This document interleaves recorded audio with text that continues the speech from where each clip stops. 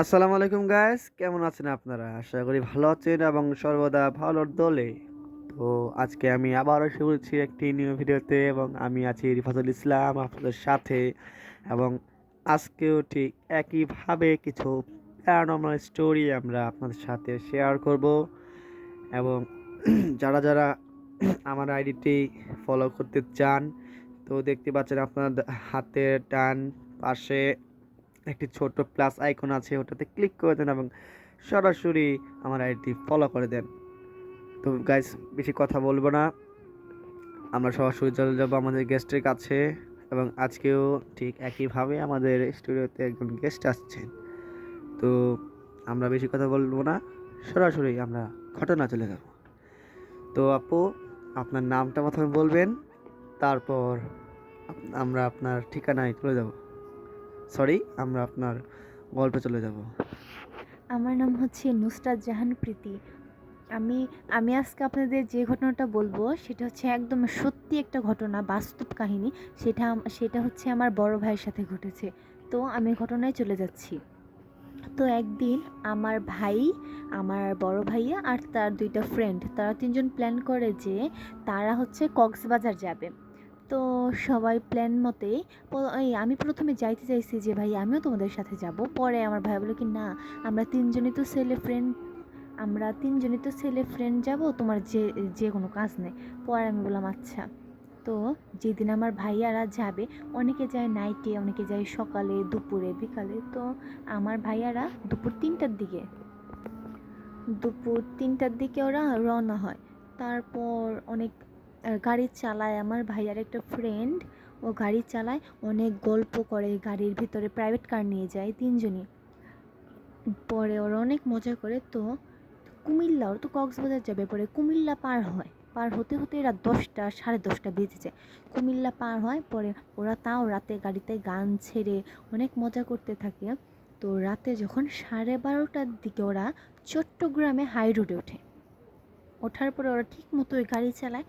তো কিছুক্ষণ পর দেখে যে সামনে একটা মেয়ে দাঁড়ায় আছে, সাদা কালো একটা ড্রেস পরা, মাথায় মুড়ো দেওয়া, কালো কালার ওড়না দিয়ে।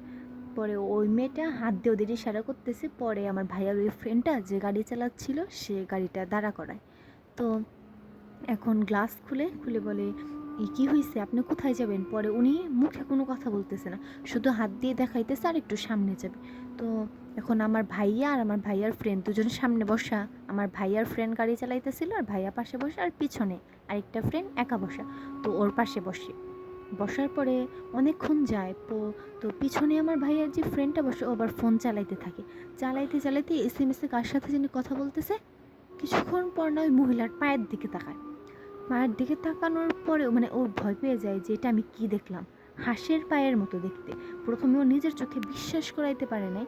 তো তারপর আবার তাকাইছে, আবার তাকায়াও সেম দেখছে, তারপর আবার তাকাইছে। তো ও তখন ভয় পেয়ে গেছে। তখন ও বলতেছে যে এখন আমি যে গাড়ি চালাইতেছে ওই ফ্রেন্ডটাকে যদি বলি, ও তো গাড়ি অ্যাক্সিডেন্ট করবে।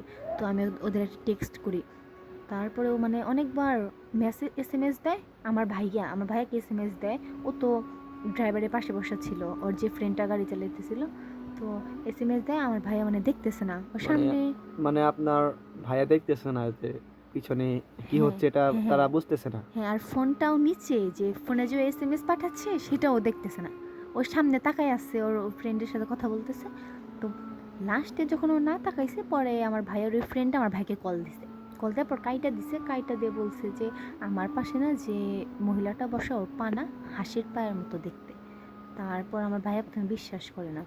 তারপরে কি জানি হয় হঠাৎ করে, পরে সামনে গাড়ি কোথায় জানি মানে একটু ব্রেক করে। পরে আমার ভাইয়া না পিছনে তাকায়, তাকায় সত্যি সত্যি দেখে যে হাঁসের পায়ের মতো। পরে ওর ফ্রেন্ড, যে ফ্রেন্ড গাড়ি চালাইতেছে, ওকে বলে তুই ভয় পাস না, তুই শুধু গাড়িটা চালা, আমরা সব কিছু দেখে নিব। মানে ওই আমার ভাইয়া মহিলাটাকে বুঝতেই দেয় নাই যে ওরা তিনজন বুঝে গেছে পিছনে এটা মানুষ না। তো ওরা তিনজন প্ল্যান করে যে মানে আমার ভাইয়ার ফ্রেন্ড অনেক স্পিডে গাড়ি চালাবে, আর গ্লাস খুলে আমার পিছনে যে আমার ভাইয়ের ফ্রেন্ড, ও মানে ওই মহিলাটাকে, জিনিসটাকে ধাক্কা দিয়ে ফেলে দেবে। তো কিছুক্ষণ পরে অনেক জোরে গাড়ি চালায়, গাড়ি চালাইতে চালাইতে হঠাৎ করে পিছনে যে আমার ভাইয়ের ফ্রেন্ড বসা, ওর নাম হচ্ছে তমাল, তমাল ভাইয়া কি করে, গ্লাসটা খোলার পরে জিনিসটাকে ধাক্কা দেয়, মানে এমন জোরে ধাক্কা দিচ্ছে মানে ও পড়তেছে না। এটা দেখো তো তমাল ভাই আরও ভয় পেয়ে গেছে। তো কিছুক্ষণ পরে মানে জিনিসটাকে অনেকক্ষণ আগে জিজ্ঞাসা করছে যে আপনি কোথায় যাবেন, জিনিসটা কোনো কথা বলতেছে না, মানে পুরো পাথরের মতো বসে আছে, কিচ্ছু বলতেছে না। তারপরে ওকে ধাক্কা দেওয়ার পর দেখে জিনিসটা পড়তেছে না। তারপরে আমার ওই ভাইয়ার ফ্রেন্ড তমাল ভাইয়া কী করলো, গ্লাসটা খুলে 2 হাত পা দিয়ে লাথি মেরে মানে ফালাই দিছে। জিনিসটা মানে মহিলাটা গড়াইতে গড়াইতে মানে বিড়াল হয়ে পড়ে গেছে। মানে মানে গাড়ি থেকে যখন ধাক্কা দিছে, গড়াইতে গড়াইতে যে নিচে যে পড়ছে, একটা পুকুর ছিল ওখানে যে পড়ছে, বিড়াল আছে না, বিড়াল হয়ে যেয়ে পড়ছে। পরে এইটা দেখে আমার ভাইয়ার ফ্রেন্ড এত স্পিডে গাড়ি চালাইছে, তারপর ওরা আর কক্সবাজার যাইতে পারে নাই, পরে পাশের রাস্তা দিয়ে মানে চলে আসছিল। আর এটাই হচ্ছে আজকে আমাদের ঘটনা।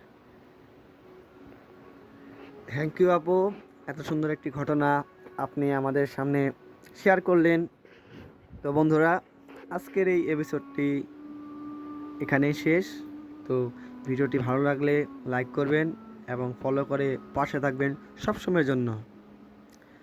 তো বন্ধুরা, আজকের জন্য এই পর্যন্তই, দেখা হবে অন্য কোনো ভিডিওতে। আল্লাহ হাফেজ।